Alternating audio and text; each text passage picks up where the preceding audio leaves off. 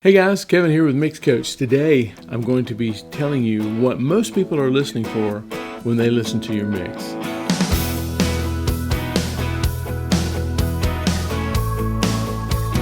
So we just did a cool thing on MixCoach Member. We just took a song that my brother wrote. He's a great songwriter down in South Alabama.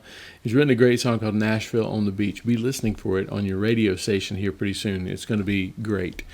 But we took the opportunity to let the mixers at MixCoach Member mix the song. Tyler listened to all the songs, and he chose a song that was his favorite, and that's the one you're going to be hearing on the radio. So I was really excited to do that. Thank you, Tyler, for letting us do that. Thank you, MixCoach members, for mixing on it. Thanks for just raising the bar. So as we were listening to these mixes, I noticed a few trends in my mind that I was listening for specifically. In addition to what Tyler was asking for, he was asking for a certain few things, like there was a steel ride that he wanted to bring out. There was a couple of sound effects that he wanted in there, and they all got that. But when someone's listening to a mix, me specifically, this is what I'm listening to. I'm listening for loudness. Now, you may kind of push back on the loudness thing. The second you have to explain why your mix is lower, you've already lost. And when somebody's comparing two mixes together and one's just a little bit louder than the other, even if it's the exact same mix, the person most likely is going to choose the louder mix. So you want to mix at a healthy level. Luckily, I think I found the sweet spot. It's minus 14 LUFS is my target, what I shoot for. Sometimes I'll push it to 12. I've heard it go to, 10, 9, and it's still okay, but I shoot for 14. I feel like minus 14 LUFS. If you don't know what LUFS are, loudness units full scale. I'll look it up. I'll leave a link below. If you leave the dynamic range from your peak to your average level is 14 dB. That's what that means. That is a pretty good safe spot. If you want to get it mastered, the mastering engineers are not going to be hating on you for at that level. When they hear it, they're not going to say, hey, we need to get this mastered. It's not loud enough. Now, there's always room for mastering, a good mastering engineer.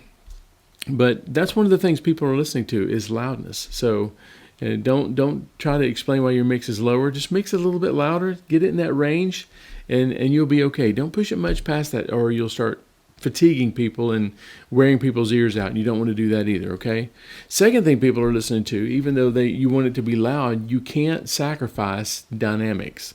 Dynamics is the soft and the loud. You want to keep it within reason, but you want it to feel like it went somewhere. One of the things Tyler said that I thought was interesting was that when he chose the mix that he chose, he said, I felt like the chorus went somewhere and I got a chill on my arm.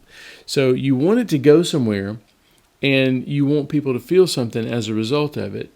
Now, you can do that not just by pushing the faders around. You don't have to do that. But what I try to do is to take things out of the verse and put it back in the chorus. If it's something that's playing all the way through, like even a piano, acoustic, even drums. I think the one that won the mix took some of the drums out of the verse. And the chorus, when he put it back in, that's when it felt something. So you want to keep dynamics in your song. You want it to feel like it went somewhere. Now, most of the time, if you're mixing for good producers or you are thinking about this stuff as you're producing the song yourself, you leave those things in the arrangement. Sometimes, though, you get files or you get mixes or you have songs that don't feel like they go anywhere.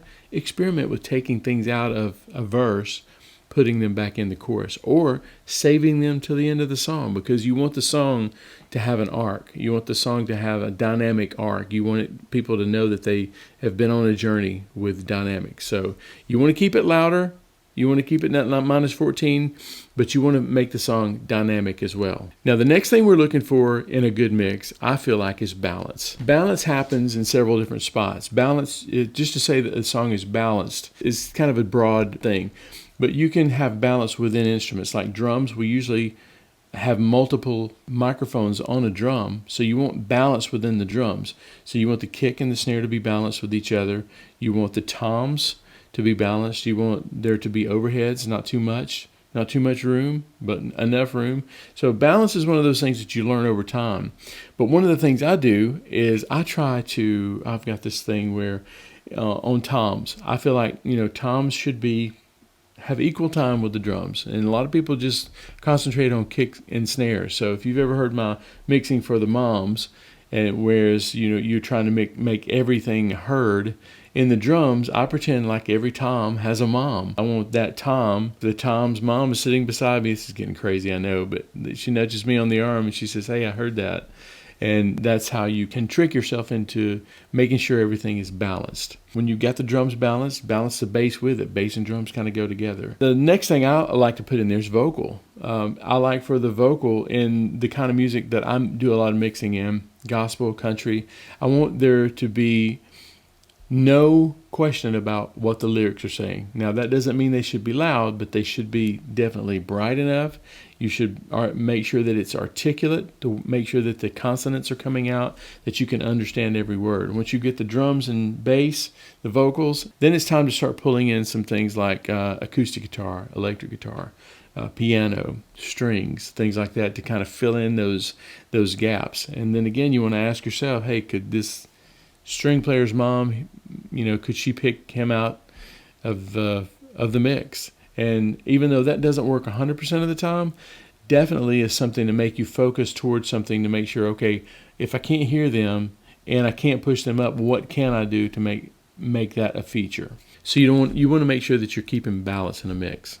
Now, as you're getting balanced, you got everything set up. You've got your drums and your bass. You've got your vocal. You've got your instruments. The next thing I want to talk to you about is the fill instruments. That's another thing that I'm listening to. When you've got an intro and hopefully you've got someone playing that intro, playing a melodic line on the intro. In the turnaround, the part between the first chorus and the second verse, the solo, the outro, all of those sections tend to feature instruments over vocals. And you want to make sure that you can hear that. When the vocalist is not singing, you want to make sure that you serve the people who are listening something to listen to. Well, that goes even more detailed when you start talking about when a person is singing, usually like if they sing the first 3 beats of a bar and that 4th bar is open. In Nashville, typically what we do is someone jumps in there and they fill that hole. That's why we call them fills. So a lot of times you'll get piano on the second verse or electric guitar on the first verse. What'll happen is that that musician will listen for places to play that's not on top of the vocal. Everybody else is just playing chords. Usually, when the person's not singing, the instrument jumps in. Now, I've seen musician friends of mine, Kelly Back, I think, Scott Sanders.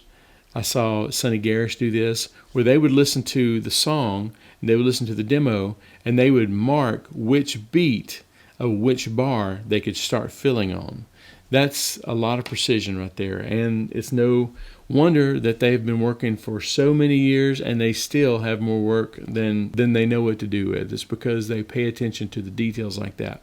Well, as mixers, we need to make sure that those fills are taken care of and that people can hear those things, and that the song, in the arc of the song, you've got a vocal, you've got a fill, you've got a vocal, you've got a fill. You want to make sure that you get the fills up.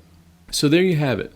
There's 4 things that I listen to when I listen to a mix. I listen to whether it's loud enough, and I usually keep it in the 14 LUFS range. You want to listen to the dynamics. You want to make sure that even though it's loud, that it moves, and it moves people with it, okay? The third thing you want to listen to is balance, and make sure that you can hear everything, but nothing's sticking out.